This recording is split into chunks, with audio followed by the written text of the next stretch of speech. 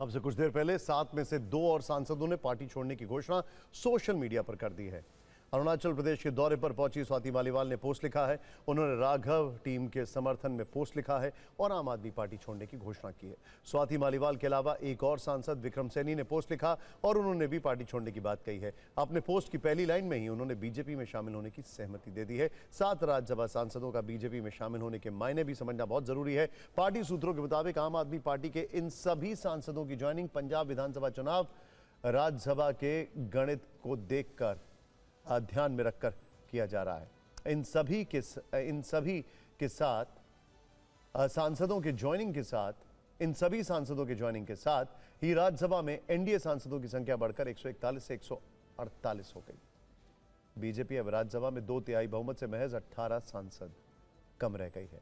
सूत्र यह भी बता रहे हैं कि अगले साल बीजेपी पंजाब का चुनाव अकेले लड़ने की तैयारी कर रही है। राघव चड्ढा और अन्य आप नेताओं का पार्टी में शामिल होना इसी बड़ी रणनीति का हिस्सा माना जा रहा है, जिसका उद्देश्य राज्य में बीजेपी को मजबूत करना है। राघव चड्ढा और संदीप पाठक 2022 के पंजाब विधानसभा चुनाव में आपकी जीत के प्रमुख रणनीतिकार रहे थे। सूत्रों के मुताबिक ये दोनों नेता पिछले कुछ महीनों से बीजेपी के संपर्क में थे।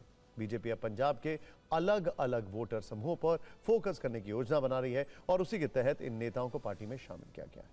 पार्टी की नजर पंथिक वोट बैंक पर भी है, जिस पर कभी अकाली दल का कब्जा हुआ करता था। बीजेपी नेताओं का मानना है कि शिरोमणि अकाली दल के कमजोर होने के बाद ये वोट बैंक नए विकल्प की तलाश में है, क्योंकि वो कांग्रेस के साथ नहीं जाना चाहते और आपसे भी असंतुष्ट हैं।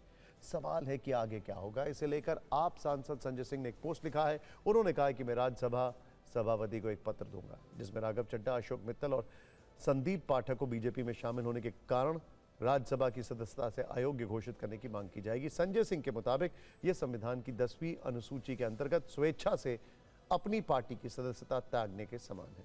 यानी बागी सांसदों के खिलाफ आम आदमी पार्टी दल बदल के कानून के तहत कार्रवाई की मांग करेगी। इसे लेकर कानूनी सलाह भी ली जा रही है। यानी कि आने वाले समय में अब आप पॉलिटिकल फाइट को लीगल फाइट में तब्दील होता हुआ देखेंगे।